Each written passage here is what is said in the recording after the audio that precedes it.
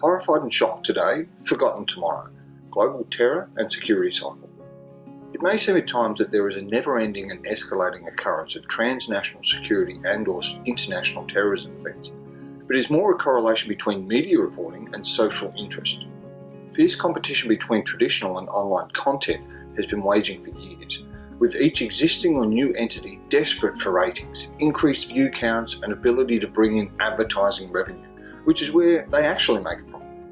The result is that events that just a few years ago would have gone unreported or would have been less prominent in the news cycle are now major events involving 24-hour coverage, on-the-scene journalists, reenactments, changing visual graphics, social media overlap and drawn-out eyewitness accounts in addition to other supporting social sentiment and commentary. This is subsequently contributing to the dual effect of over-communicating the event to the general public, who in turn are less able to effectively rate individual events in terms of severity, relevance to them, or the real impact of such events, at the same time conditioning them to be less shocked and alarmed with each subsequent event, which is creating a degree of apathy or dismissive view that it's still not affecting me. Meanwhile, slow-burning issues, threats and hazards are not garnishing the attention needed to prevent more likely or plausible threats to public safety and security. The first phase of the international terrorist events resulted in worldwide coverage, large social media followings, modified social profile images in support of the affected country, fundraising, celebrity support and statements of faith and commitment to the affected individuals, families and local citizens. It spawned a creativity war on who had the most effective campaign of support or method for contributing to the event, and the news going viral and reaching ever-growing audiences. Many other people also noted that whilst this issue or event remained the top agenda for content news distribution agencies, almost no news broke through on any other event or location, unless it was either related or exceeded the current tragedy.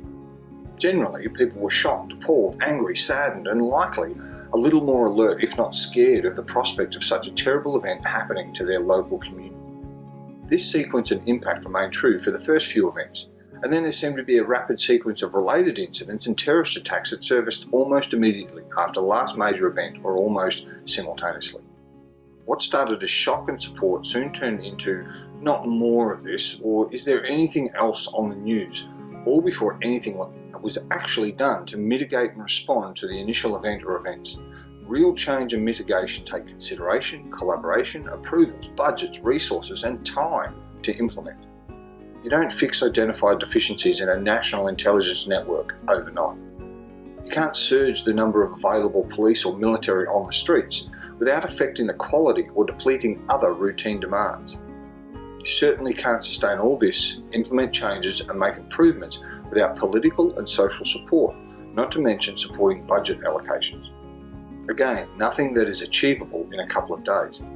Sadly, it is this need-it-now social demand and the instantaneous gratification influences that rate the official response and capability, often before adequate time has been taken for appropriate measures.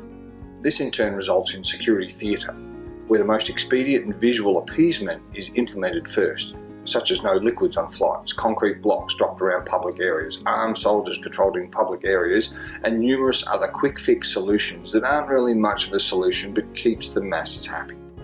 Whilst they are shocked, approvals are streamlined, and the greater the outrage, the more controlling the measures that are supported by the public, and the impetus to act is lubricated by this supporting social call to action. Wait too long and you lose support, resources and budgets. This brings us to where we are now.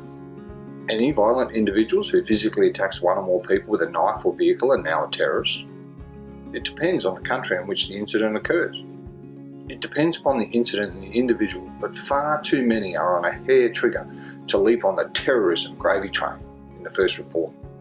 It has reinvigorated a range of, by my opinion, solution newsfeed services preying on fear, uncertainty and doubt. FUD.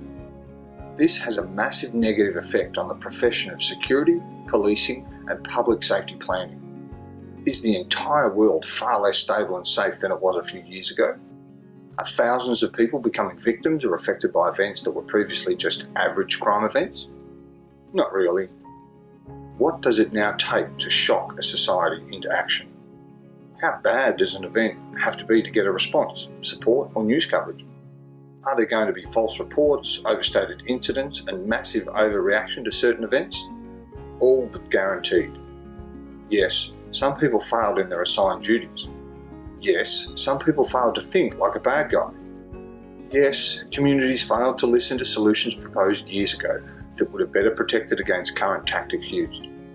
Yes, the mad, bad, sad and outright crazy aren't totally incapable of causing harm to a group of people and avoiding detection until they are in the act. And yes, there aren't black-clad ninja police officers hiding behind every bush and tree waiting to pounce in the event of a violent offender. A change will come. Change needs to come, but the influence of recent reporting influences and social license to change will significantly factor in what, how quickly and to what extent these changes will look like in the end. Prison is for criminal offenders, not general public communities. I'm Tony Ridley, International Security and Risk Management Consultant. For more information, education and advice, scan the QR code to find me on LinkedIn or type Tony Ridley into the LinkedIn search bar to find me. Thank you for watching.